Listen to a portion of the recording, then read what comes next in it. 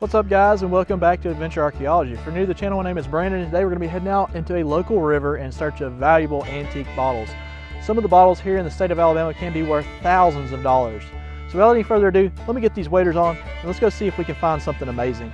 This week's video is sponsored by Nordiv 8.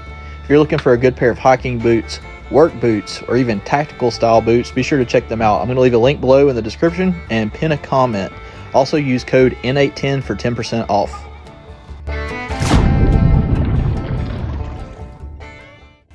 Alright, I see a bottle down here. I'm pretty confident. I've done stirred the water up, and this is one of those silty creeks that is hard to see in, but if you look right there, you can see the outline of it. Now whether it's old or not, your guess is as good as mine. I know this, it's crammed in there pretty good. I really don't want to put my hands down in this water, I can tell y'all that, because it is cold. But I am making a mess with this cloud of dirt, so I may have to. Let's wait just a second, see if this will clear, and I'll turn the camera back on and try to rake it out. Alright, I got it out. It is a November 16th, 1915, but man, look how many cracks are in that thing. Holy cow. Let's see where it was from. This is one of the most cracked up Cokes I have found. That's from Birmingham, but holy cow, that thing has seen better days, guys. Honestly, I don't know how it's as whole as it is with all those cracks. That's okay though, we're on the right track. We're in that 100-year-old range, which means that we could find some straight side Cokes. So let's keep going, see what we can come up with. So I get asked every week just about how many times I've cut myself with a piece of glass. And truthfully, this is gonna be an embarrassing story, but I'm going to tell y'all anyways, just so you're kind of aware. Probably around 10 years ago, my grandmother had two 1950s buses that she and my grandfather had converted into campers. After my grandfather passed in the late 80s, sadly those buses were decommissioned and turned into storage sheds. So she filled them with pretty much anything and everything that she could find. She was kind of a hoarder. She kept clothes and heirlooms and knickknacks and all kinds of stuff that she would find at thrift stores in there, to the point to where these buses were filled all the way to the ceiling. So after 30 years of these buses being decommissioned, the tires were dry rotted. There was a whole lot of stuff wrong with them, and it was far more work than me or my father could do to bring those things back to life. However, my dad knew somebody that wanted the buses because they had flathead V8s in them. The guy said he would take the buses, which is huge for us to not have to worry about hauling them out for free. Obviously, we're going to just give them to him if we would clean the interior of the buses out. So, me and my dad set out one July or August, I can't remember which one, day in 100-degree weather on cleaning these buses out. And that is not ideal in Alabama, I'll tell you all that right off. As we started to take stuff out of the buses, it got hotter and hotter because we started a large fire to burn tons of the old clothes that had become dry rotted, moth-eaten, and quite honestly, they probably even had rats' nests inside of some of them. So they weren't any good to pass on to anybody else. We just had to burn them to get rid of them.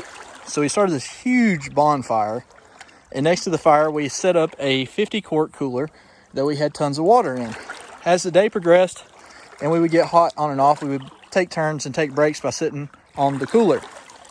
Now you may be wondering, what in the world does this have to do with with glass? Well, we're getting to it.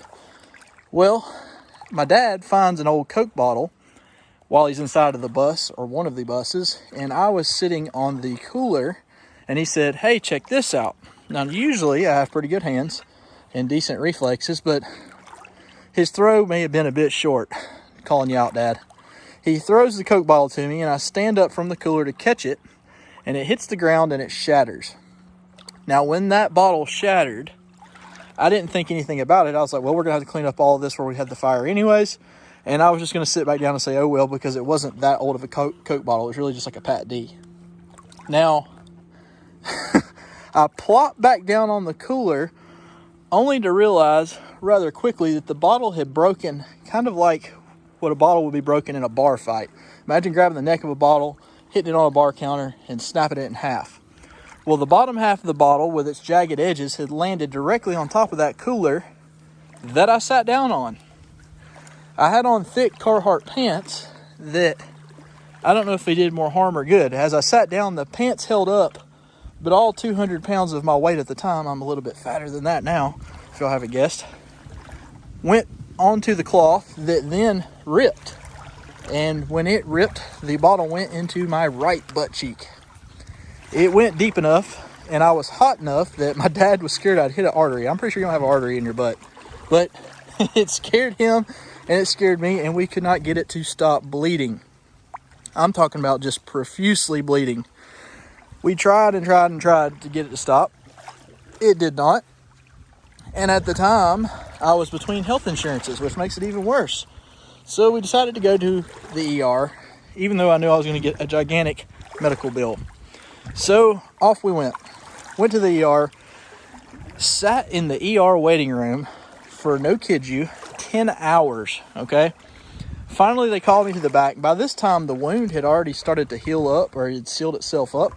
They had to reopen it and take this very long swab. It was like a Q-tip, but on a wooden stick, and run it around inside of the wound, which, let me tell y'all, was not a fun experience. After discovering there was no glass left inside and a couple of x-rays, I walked out of the ER with 4 or 5 staples. I can't remember how many. It was too deep for the stitches to go there. They said that it had went 3 inches deep. So that is really the only woe story that I have of being cut by glass, is, go figure, is me sitting on it. So I would highly recommend, for those of you that are worried about getting cut by glass, to don't just worry about your hands. Worry about all the other parts of your body as well, especially if you're kneeling while you're digging, or you're sitting, or whatever you're doing. Be mindful of your surroundings. I learned a valuable lesson that day that cost me around $3,000 in ER bills. And after that, I have not had any incidents. Now that I said it, I'll probably trip on a bottle in this creek and land on one and have to get stitches in my hand. The creek has been a bit slow today, and that's why I have went to telling y'all this story that is a truthful one. I'm sure my wife's version of it is a bit funnier than mine. Is that a rock? That is a rock. Well, it was round like a bottle. We have got 2 drinking glasses so far. So I may have to move spots. Let's keep going.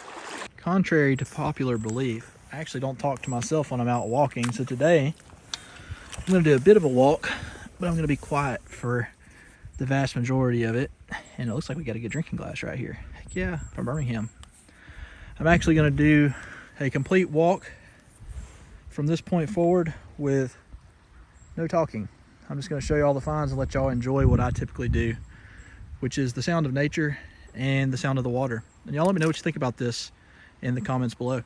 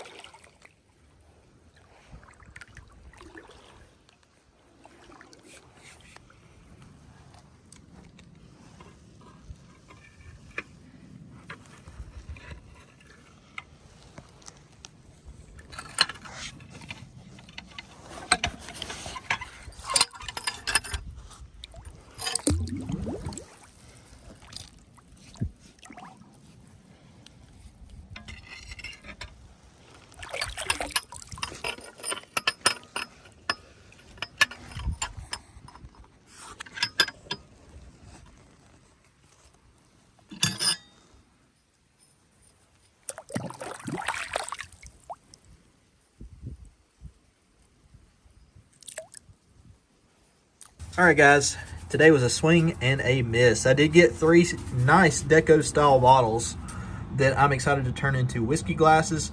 But other than that, that was really about it. I've told y'all I'll always be honest and show y'all what I find, and it was not great. I will be honest, it was a terrible day.